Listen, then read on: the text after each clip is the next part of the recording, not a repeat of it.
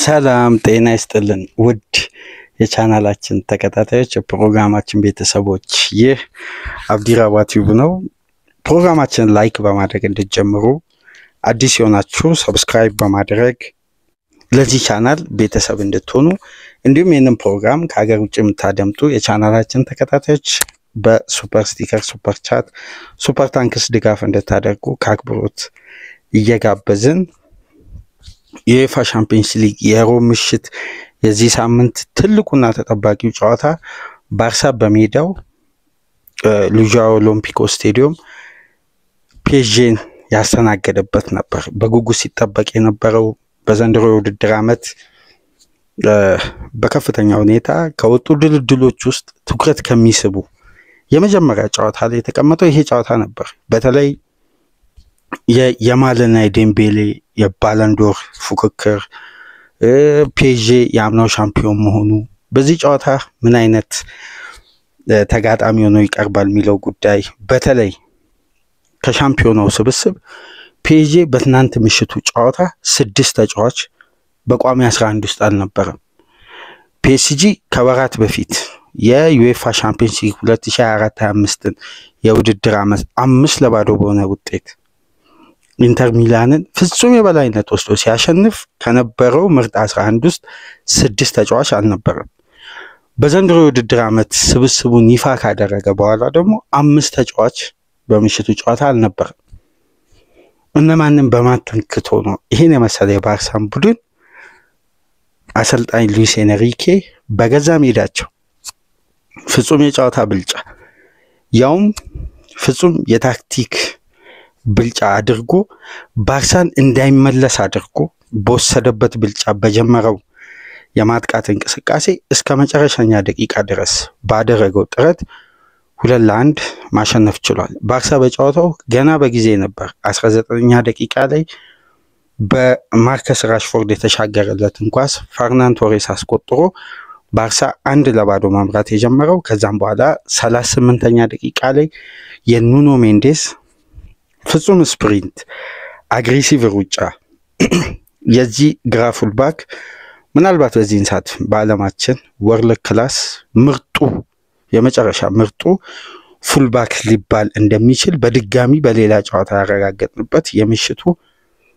አስደናቂ የኑኖ ሜንዴስ ፔኔትሬሽን ሩጫ ወደ ሰፊ የሜዳ ክልል ወደ 38-39 ሜትር ነው ተጫዋቹን ሲከተሉ የነበሩት ኩንዴና የማል እንኳን ማርክ ለማድረግ በተቸገሩበት ፍጥነት ነው እንግዲህ ተጫዋቹ ፔኔትሬት አድርጎ ለማዮሉ አቀበለ። ማዮሉ በግሩም አጨራረስ ሼዝኒን እንደ ፍጹም ቅጣት ምት ነው ጥሎ ማስቆጠር የቻለው። ፒኤስጂ ጥረታቸው ከረፍት በኋላ በበለጠ በሌላ ኃይል በሌላ ኢነርጂ ዶሚኔት ባደረጉበት ፍጹም ሁለተኛ 45 እንደውም የመጀመሪያ 45 ባርሳ በጥሩ ሁኔታ ከፒኤስጂ ጋር መፎካከር ችሏል። ነገር ግን ሁለተኛ 45 እንዳስተዋለው እንደተመለከትነው ከሆነ ባርሳን ፍጹም የበላይነት ወስዶ ነው በሁለተኛ 45 ደግሞ ኮምፕሊትሊ ዶሚኔት የነበረው ፒኤስጂ ነው። እንደውም በመጀመሪያ 45 የባርሳ እንቅስቃሴ ጥሩ ፉክክር በሁለቱ ክለቦች መካከል አይተን ሁለተኛ 45 ይሄ ፉክክር በሁለቱም ክለቦች በኩል ውጤቱን 3 ነጥቡን ለማግኘት የሚደረገው ፉክክር ከፍ ብሎ ጠንክሮ ይመጣል ስንል የፒኤስጂ ታክቲክ ብልጫ ባርሳን ኮምፕሊትሊ በጨዋታው እንዳያገግም ያደረገ የተጫዋቾች ጥረት እንዳይቀጥል የሉዊስ ኤንሪኬ ታክቲክ በድጋሚ በሌላ የዩኤፋ ቻምፒየንስ ሊግ ጨዋታ በሌላ ምሽት ቆመን እንድናጨበጭብ ያደረገ አስደናቂ የምሽቱ ጨዋታ ነበር የተመለከትነው። ነገር ግን እንደ ስብስብ ይዘው እንደቀረቡት ያጫወት መንገድ ካላቸው ጥራትና የስኳድ ባላንስ የሁለቱ ክለቦች አቀራረብን ስንመለከት የመጀመሪያ ምርጥ 11 ለተመለከተ ባርሳ በዚህ ጨዋታ ስለሚያስቆጥረው የግብ ብዛትና ስለሚያሸንፈው የጨዋታ መንገድ እንጂ ፒኤስጂ በዚህ ደረጃ ሊፎካከር እንደሚችል ይታመናል በራሱ አይደንቲቲ ስለሚመጣ። ነገር ግን እንዲህ አይነት ልዩነት ፈጥሮ ያውም 3 ነጥብ ከመመራት ተነስቶ ባርሳን ኮምፕሊትሊ ዶሚኔት አድርጎ ያሸንፋል ብሎ የጠበቀ የለም። ነገር ግን ሉዊስ ኤንሪኬ ቡድን ነው እንጂ የሚገነባው ግለሰብ ላይ ጥገኛ የሆነ ቡድን መገንባት አይፈልግም። ለዚህ ነው ኤንሪኬን ሁሌ በእኛ ቻናል ስታደምጡ እንደውም በአንድ ወቅት አባ የእግር ኳስ ኖቬል ቢኖር ኖሮ ለሉዊስ ኤንሪኬ ነበር በየአመቱ ኖቬል መሸለም በእግር ኳስ በኩል ብሎ ነበር። እና በዘመናዊ እግር ኳስ አስደናቂ አሁን ፔፕም አይደንቲቲውን ለቋል። የተለያዩ የፖሴሽን ቤዝድ የሆኑ አሰልጣኞች የራሳቸውን አይደንቲቲ እየቀየሩ ሊጋቸውን እየመሰሉ ነው። ነገር ግን ከምናቀው የሉዊስ ኤንሪኬ የመጀመሪያ ዙር ሮማ እስከ ባርሳ ድረስ እስከ ፒኤስጂ እስከ ስፔን ብሔራዊ ቡድን ድረስ ይሄ አሰልጣኝ ከራሱ አይደንቲቲ በየትኛውም መመዘኛ ሳይቀይር በዛው በጀመረው አይደንቲቲ በተሻለ ጨዋታና ብልጫ በዓለማችን ምርጥ ሁለት ፉልባኮች እንዴት የተጫዋችን ጉለት መሙላት እንደሚቻል ለሌሎች ክለቦች ትምህርት በሰጠበት የምሽቱ ጨዋታ ተጫዋች መጉደል፣ የኳሊቲ ማነስ፣ የተፎካካሪ ክለብ ስታንዳርድና ይሄ ፒኤስጂ ይዞ የሚቀርበው ስብስብ ተመጣጣኝ አለመሆኑ ምንም አይነት ተጽዕኖ ቡድን ሲገነባ እንደ ፒኤስጂ ነው። ለዚህ ነው አንድ አሰልጣኝ ኳሊቲ ከመሰብሰብ ይልቅ ቡድን መገንባት ላይ ካተኮረ ሁሌም ሲስተሙ ነው የሚጫወተው እንጂ ያ ኳሊቲ ያ ስታንዳርድ በተሻለ ደረጃ በእርግጥ የተጫዋቾች ጥራት ሲኖር ለአንድ አሰልጣኝ ይመቻል። ግን እንደ ቡድን ተገነባ አንድ ወርልድ ክላስ ተጫዋች ሲጎድል የሚተካው በቡድን ሲስተም ደግሞ ተጫዋች የሚተካ ከሆነ ያ ተጫዋች በኳሊቲ ጎደለ እንጂ የቡድን እንቅስቃሴው ጉለት የለበትም። ይሄን ነው በዓለም እግር ኳስ እንግዲህ በድጋሚ ሉዊስ ኤንሪኬ ማረጋገጥ የቻለው።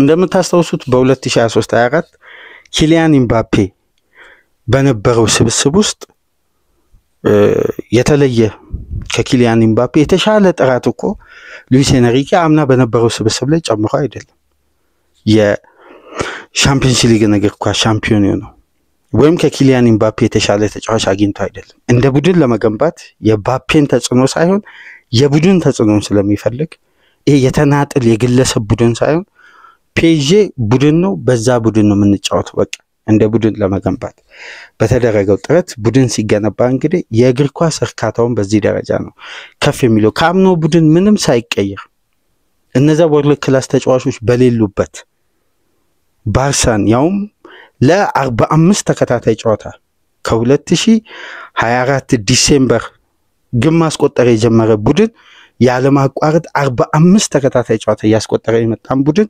አድቫንቴጅ ተወስዶበት ያማል፣ ፈርናንዶ ቶሬስ፣ ራሽፎርድ ቤንች ላይ እነ ሮቤርቶ ሌቫንዶስኪ የተቀመጡበት ቤንች ባለው ስብስብ ፔድሪ፣ ኦልሞና ዲዮንግ ባሉበት አማካይ ይህን ቡድን ለማስቆም የመፍትሄ ሀሳብ የነበረው የቡድኑን የወትሮ አይደንቲቲ ይዞ መግባት ያለምንም ፍራቻ አንደኛ በወጣት ተጫዋቾች ላይ ኤንሪኬ ያለውን እምነት በድጋሚ አስተዋልንበት።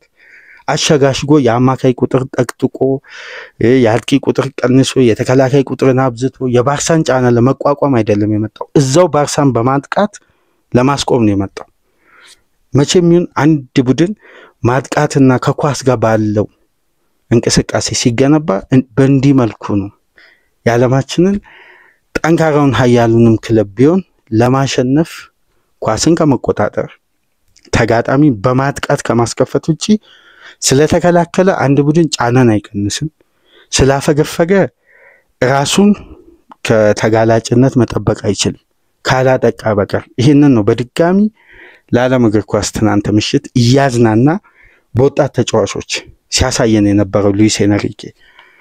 ጀርመናዊ ሃንሲ ፍሊክ እንግዲህ በከፍተኛ ሁኔታ እጅ በሰጠበት የምሽቱ ጨዋታ ሉዊስ ኤንሪኬ ሌላ አስደናቂ ምሽት ማሳለፍ ችሏል። ጨዋታው እንዴት ነበር? በተለይ ከዩኤፋ ሻምፒዮንስ ሊግ የአምናው ሻምፒዮን ከነበረው ስብስብ ለምሳሌ የዓለማችን በዚህን ሰዓት ወርልድ ክላስ ግብ ጠባቂዎች መካከል አንዱ የሆነው ጂጂ ዶናሩማ ወደ ማንቸስተር ሲቲ ሄዷል። የተተካው ደግሞ በሉካስ ቻቫሊዬ ነው። ይሄ ግብ ጠባቂ ከኳስ ጋር ባለው ጤናማ ግንኙነት የቡድኑን ፍሎ በበለጠ ባላንስ ለማድረግ ታሳቢ ተደርጎ የመጣ ግብ ጠባቂ ከጂጂ ዶናሩማ የተሻለ።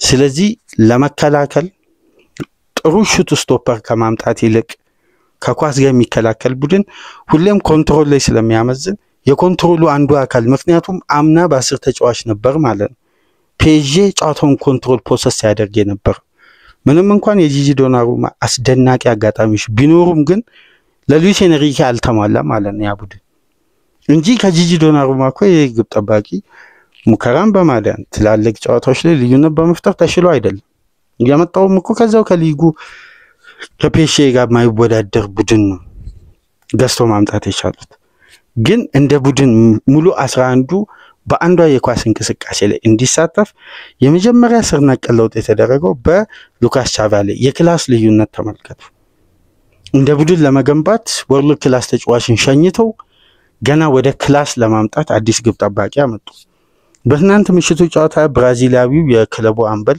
ማርኪኒዮስ አልነበረም ለመጀመሪያ ጊዜ በቻምፒየንስ ሊግ ቋሚ ሆኖ የመጀመሪያ ቻምፒየንስ ሊግ ጨዋታውን ያደረገው ደግሞ ኢሌይ ዛባኒ ነው ዩክሬናዊው ሴንተር ባክ ለመጀመሪያ ጊዜ ተመልከቱ ልዩነቱን ማርኪኒዮስ በ2021 የቻምፒየንስ ሊግ ፍጻሜ ከነበረው የፒኤስጂ ቡድን በብቸኝነት የቀረ የቡድኑ ብቸኛ ሲነር ተጫዋች በእድሜም ከፍ ያለ ቡድኑን ኳላ መስመር ሆኖ በመምራት የሚታወቀው ሴንተር ባክ የለም በጉዳት ምክንያት ወደ ሶስተኛው ነጥብ እንሂድ ገና ጨዋታው ከመጀመሩ በፊት ከአንድ ሰዓት በፊት ነው እንደምታውቁት ምርጥ 11 ይፋሚው ነው በዛ ወቅት ጆአው ኔቬስ በምርጥ 11 ውስጥ ነበር ማሟሟቂያ ላይ በድጋሚ ተጫዋቹ ያለፈው ሳምንት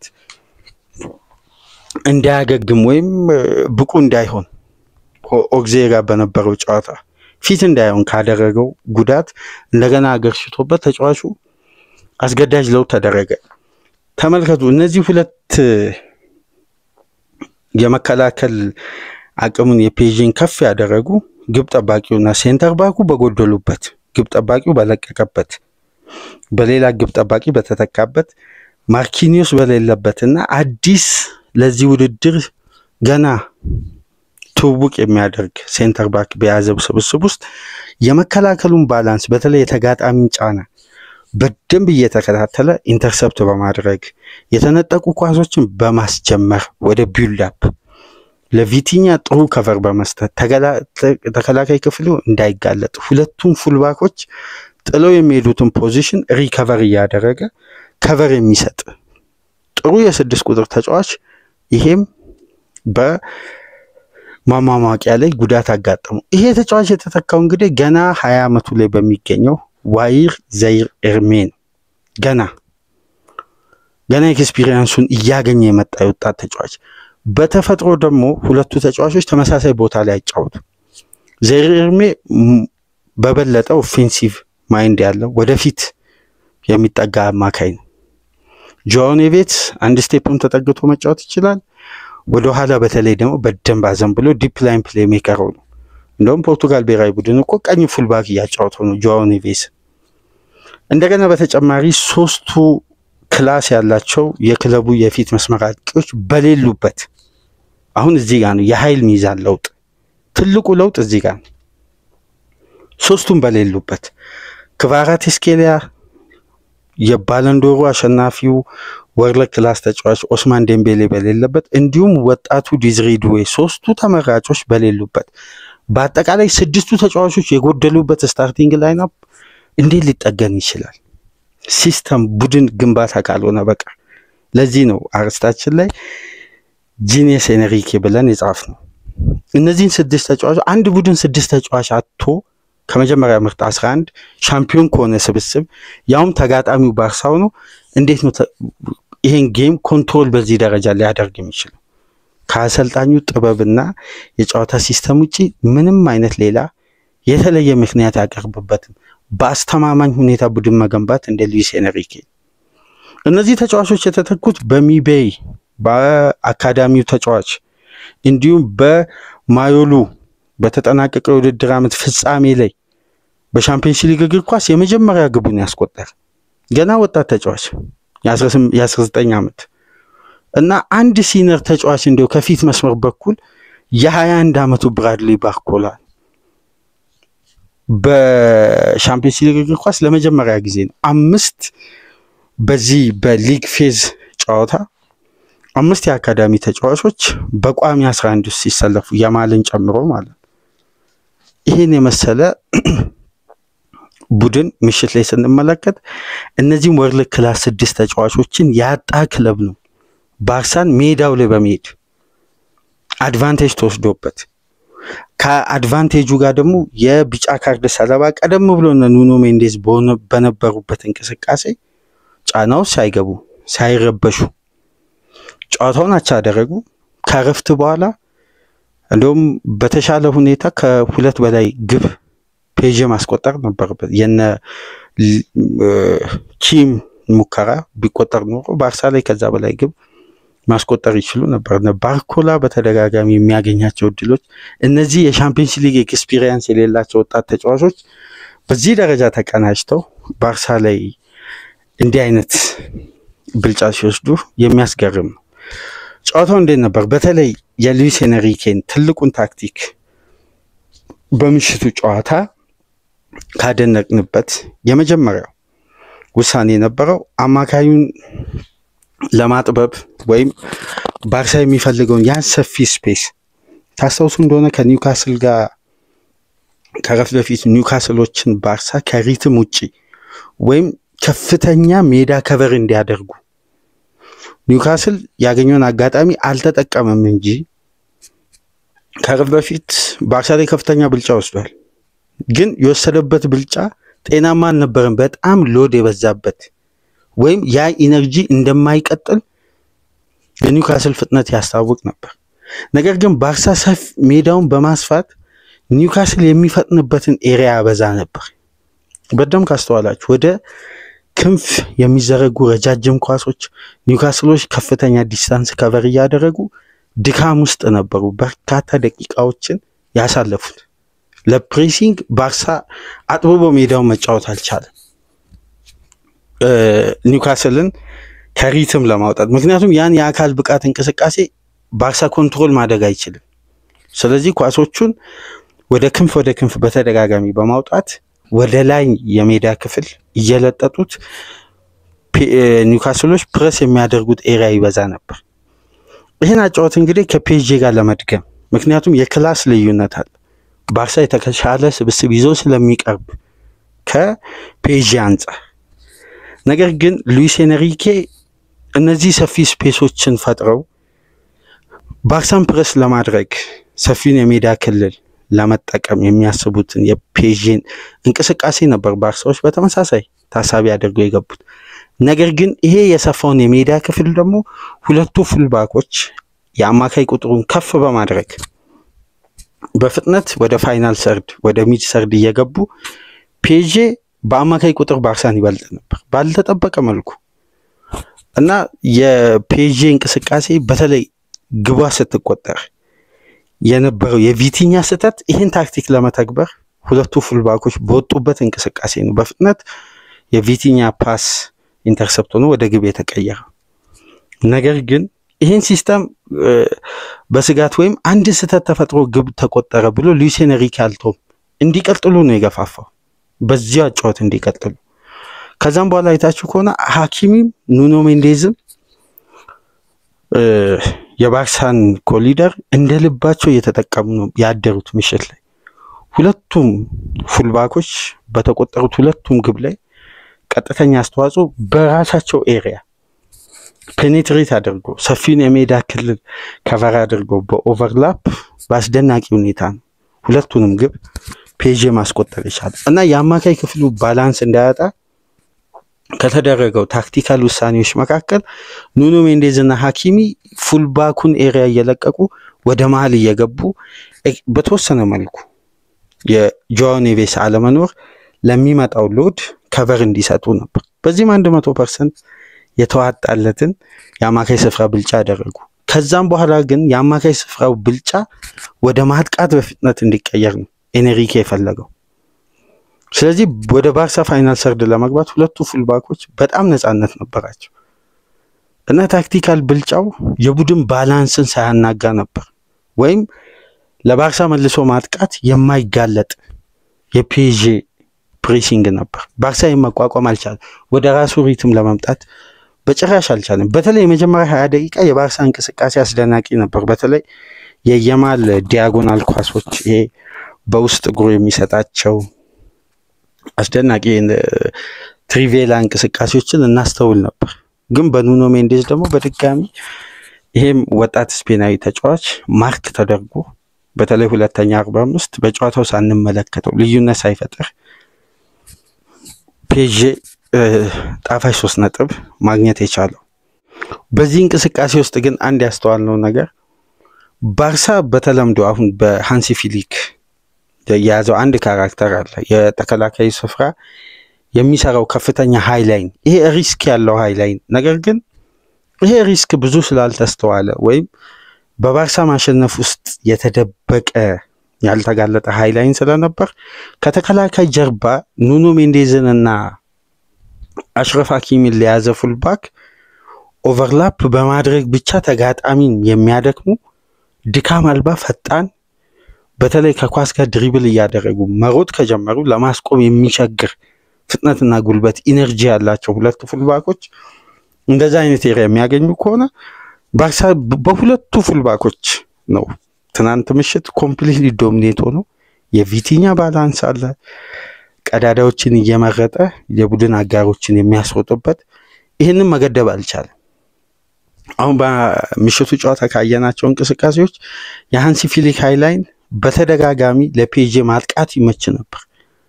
ለምሳሌ ሃንሲ ፊሊክ የባርሳ አሰልጣኝ ሆኖ ከተሾሙበት ጊዜ አንስቶ የምናስተውሳቸው አንዳንድ የባርሳ የተለየ ሃይላይን አሰራር አለ በተደጋጋሚ የምናስተውለውና ይሄ ሃይላይን ሪስክ እንዳለው በተደጋጋሚ ስናነሳ ነበር ስለ ባርሳ በሰራንባቸው ፕሮግራሞች ላይ።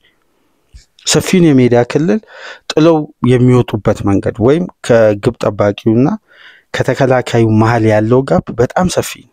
ለምሳሌ በእያንዳንዱ የውድድር ዓመት እስቲ ያለውን የባርሳን ሃይላይን እንመልከት። ምን ያክል ሜትር ከራሳቸው የመጫወቻ ኤሪያ ክለቡ ወጥቶ እንደሚያጠቃ። ይሄ በእርግጥ በዘመናዊ እግር ኳስ አንድን ቡድን ለማስከፈት ከራስ የመጫወቻ ክልል ቢልድ አፕ ዝግ ባለ ቴምፖ ጠብቆ ከመሄድ ይሄ ሃይላይን ይወደዳል በብዛት ከዚህ ቀደም ፔፕ የሚወስደው ሪስክ ማለት ነው። በ2022-23 በአማካይ ባርሳ የሚሰራው ሃይላይን 30 ሜትር ነው ከራሱ ሜዳ ክልል ከፍ ብሎ የሚጫወተው።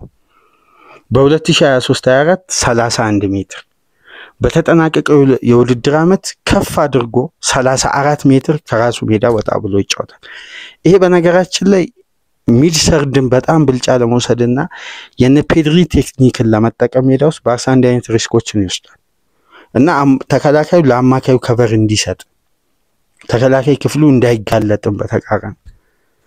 ነገር ግን እነዚህን 34 ሜትር አምና ባርሳ ሲተው ከነበሩ አቅሞች መካከል የፔድሪ ላይን ብሬኪንግ ፓስ ለየማልም ለራፊኛም በእጅጉ ይጠቅም ነበር። በትናንት ምሽቱ ጨዋታ በደንብ ከተመለከታችሁ ዘይሪ ኤርሜ ፔድሪ አጠገብ በተደጋጋሚ እየተገኘ ይሄ የፔድሪ የሚነሱ ኳሶችን እንዲያጨናግፍ ወይም ፕረስ እያደረገ ያንን ኤሪያ በምቾት ፔድሪ እንዳይጠቀም ያደርግ ነበር በተደጋጋሚ። ልክ ከዛ ተጫዋች ሲያመልጥ ከሁለቱ ፉልባኮች አንዱ ድሮፕ እያደረገ የተጫዋቹን እንቅስቃሴ ኢንተርሰፕት ያደርግ ነበር። ይሄ ታክቲካሊ የሉዊስ ኤንሪኬ ቀመር ነበር በጨዋታው። ነገር ግን በዘንድሮ የውድድር ዓመት ባርሳ ከራሱ ሜዳ 36 ሜትር ወጥቶ ነው የሚጫወተው።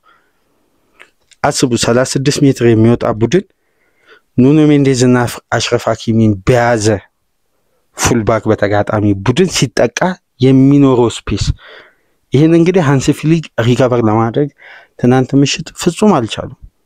ሁለቱ ተጫዋቾች ለምሳሌ ኑኖ ሜንዴዝ ብቻ ወደ ፋይናል ሰርድ 31 ጊዜ የገባ ብቸኛ ተጫዋች ነበር በምሽቱ ጨዋታ። አሽረፍ ሀኪሚ 27 ጊዜ የራሳቸው የመጫወቻ ክልል ይመስላል። በእያንዳንዱ የፔጄ ማጥቃት ሁለቱ ዊንገር በነፃነት ይገቡ ነበር። አንደኛ የቲሙ ፍሌክሲቢሊቲ ከሌላው ጊዜ በላቀ ደረጃ እንዴ እነዚህ 3 ወርልድ ክላስ ተጫዋቾች ቢኖሩ ክራቫትስኬሊያ ዴምቤሌ እና ዱዌ ቢኖሩ ጆአው ኔቬስ እዚህ ላይ ቢጨመር ማርኪኒስ ቢኖር ማለት ባርሳ ላይ ከፍተኛ ግብ የማስቆጠር እድል አላቸው ወይም ኮምፕሊትሊ ባርሳን በሻምፒዮንስ ሊግ እግር ኳስ ታሪክ ትልቁ ሽንፈት ባርሳ ያስተናግድ ነበር ማለት ነው። በእነዚህ ወጣት ተጫዋቾች ፒኤስጂ እንዲህ አይነት የበላይነት ከወሰደ ያውም የአምስት ተጫዋች ለውጥ አድርጎ ኤክስፒሪየንስ በሌላቸው የአካዳሚ ተጫዋቾች በጉዳት በታመሰ ስብስብ ባርሳ ሜዳ ላይ መጥቶ እንዲህ አይነት ብልጫ መውሰድ ከአሰልጣኙ ጂኒየስ መሆን ውጪ ሌላ ምንም አዲስ የተለየ ቀመር ወይም አዲስ የተለየ እረፍት አግኝቶ አይደለም። ፒኤስጂ አሁንም በዘንድሮ የውድድር ዓመት ገና እነዚህ አምስት ተጫዋቾች ሲመለሱ እንዴት ሊያስፈራ እንደሚችል አሁንም ዘንድሮ ፒኤስጂ አስፈሪ ነው። እዚህ ስብስብ ላይ እንግዲህ እነዚህ ተጫዋቾች በሌሉበት ባርሳ ስቴዲየም መጥቶ 53% የኳስ ቁጥጥር ብልጫ 1.67 ኤክስጂዎችን ክሬት አደረጉ። ከ1.67 ውስጥ 1.42ቱን ክፍት ከነበረ እንቅስቃሴ በቀጥታ በሽግግር እንቅስቃሴ ፋይናል ሰርድ ገብተው በማጥቃት ክሬት ያደረጉት ኤክስጂ ነው። እንደ ፒኤስጂ ምሽቱ ብልጫ ከሆነ እንደዚህ ክላስ በልዩነት በተፈጠረበት ወይም እንደ ቡድን ፒኤስጂ ልዩ በነበረበት ምሽት ሁለት ግብ ብቻ ማስቆጠሩ እንደውም ለባርሳ የተሻለ ውጤት ነው። ፍጹም የበላይነት ነው የወሰዱት። ይሄን ጨዋታ በድጋሚ ምስልም ተመልከቱ። ምናልባት ይሄን ፕሮግራም ተደምጡ የባርሳ ደጋፊዎች ከረፍት በፊት የነበረው የመጀመሪያ 20-25 ደቂቃ ላይ በእርግጥ ባርሳ ጥሩ ነበር። ከዛም በኋላ የባርሳ ኳስ እኮ እንደወትሮ ቀጣይነት ያለው አልነበረም። በቀላሉ የሚቆራረጥ ወይም ፒኤስጂ ለመንጠቅ የማይቸገርበት ባርሳ ባልተጠበቀ መልኩ ለፕሬሲንግ ፍጹም ተጋላጭ ነበር በምሽቱ ጨዋታ እና የሉዊስ ኤንሪኬ የሃይ ፕረስ በነዛ ሁለት የአካዳሚ ወጣት ተጫዋቾች በብራድሊ ባርኮላ ያውም ተደጋጋሚ ማባከን ሜዳ ውስጥ ተደጋጋሚ ተመሳሳይ እንቅስቃሴ በቀላሉ የባርሳን ተከላካዮች ያልፋል። የመጨረሻው ውሳኔ ግን ሁሌ ከባርኮላ ከሚታማበት አንዱ ይሄ የሚያገኛቸውን እድሎች ወደ ግብ የመቀየር አቅሙ ነው። በዛ በኩል በጣም ከፍተኛ መስራት እንዳለበት በከፍተኛ ሁኔታ መስራት እንዳለበት ልክ ዴምቤሌ ያሻሻለው አይነት ኳሊቲ ይፈልጋል ባርኮላ ውስጥ እና በምሽቱ ከተመለከትናቸው አስደናቂ እንቅስቃሴዎች ውስጥ ሁለቱ ግቦች የተቆጠሩበትና ሁለቱ ፉልባኮች ለቡድን አጋራቸው ያቀበሉበት መንገድ የመጨረሻው ኳስ እና ግቡ የተቆጠረበት ደቂቃ ደግሞ ባርሳ በድጋሚ እንዳይነሳ ወይም እንዳያገግም ያደረገ እዛው ባርሳን ያስቀረ ፒኤስጂን ደግሞ ጣፋጭ 3 ነጥብ እንዲያገኙ ያስቻለ የምሽቱ ውጤት ነበርና 100% ውጤቱ በምሽቱ ጨዋታ እንግዲህ ለፒኤስጂ ይገባ ነበር። የጨዋታውም ኮከብ እንግዲህ 1 አሲስት 4 ኪ ፓስ 3 ታክሎችን 93% ፓስ አኩሬሲው በተሳካ ሁኔታ የተጠናቀቀው ኑኖ ሜንዴዝ የጨዋታው ኮከብ በመባል ተመርጧል። እንደምታስታውሱት በኔሽን ሊግ ፖርቱጋል እና ስፔን ባደረጉትም ጨዋታ ኑኖ ሜንዴዝ ነበር የጨዋታው ኮከብ የተባለው። በበቂ ሁኔታ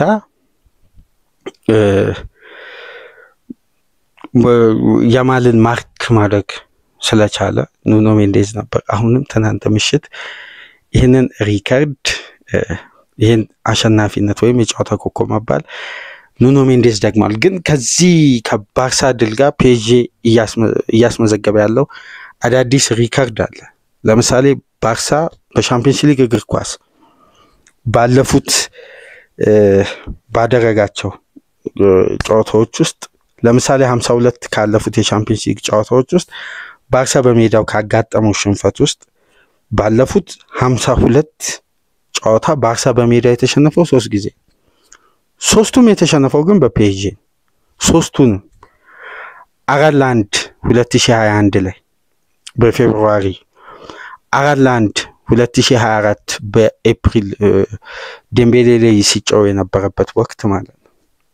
እነዚህን ሪከርዶች እንግዲህ ባርሳ ላይ ማካሄድ የቻለው በተለይ ያለፉትን 2 ሪከርዶች በሉዊስ ኤንሪኬ አማካኝነት ያ አሰልጣኝ እንግዲህ በዘመናዊ እግር ኳስ አሁንም ልዩነት መፍጠሩን በደንብ ቀጥሎበታል ማለት ነው። በአጠቃላይ ግን የፒኤስጂ ድል የሚገባው ነበር በምሽቱ ጨዋታ። በነዛ ወርልድ ክላስ ተጫዋቾች ሳይታገዝ በአካዳሚ ተጫዋቾች እንደ ቡድን በቀረበበት ጨዋታ ፍጹም የበላይነት ወስዶ 2-1 ከመመራት ተነስቶ ማሸነፍ ችሏል። ሉዊስ ኤንሪኬ እንግዲህ ለዓለም እግር ኳስ በየውድድር ዓመቱ የሚያበረክተው ትልቅ እግር ኳሳዊ ትምህርት ነው የምንለው። በተለይ በመላው ዓለም የሚገኙ አሰልጣኞች የምሽቱን ጨዋታ እያዩ እንደ ቡድን መገንባት፣ በግዢ ብቻ አንድ ቡድን በከፍተኛ ኢንቨስትመንት እንደማይገነባ በሐሳብ ደረጃ እንደ ቡድን መገንባት ደግሞ ምን ያክል ውጤታማ እንደሚያደርግ ምሽት ላይ በድጋሚ ለዓለም እግር ኳስ አሳይቷል። እንግዲህ ውጤቱ ለፒኤስጂ 100% ይገባው ነበር። የፒኤስጂ ደጋፊዎች እንኳን ደስ አላችሁ እያልን ላይክ፣ ሼር፣ ሰብስክራይብ እንድታደርጉ ከሀገር ውጭ የምታደምጡ ደግሞ በሱፐር ስቲከር፣ ሱፐር ቻት፣ ሱፐር ታንክስ ድጋፍ እንድታደርጉ በአክብሮት እየጋበዝን ከናንተ ጋር በሁለት የሻምፒዮንስ ሊግ የምሽቱ ጨዋታዎች በእንዲህ መልኩ ቆይታ አደረግን። ሰላም ቆዩ።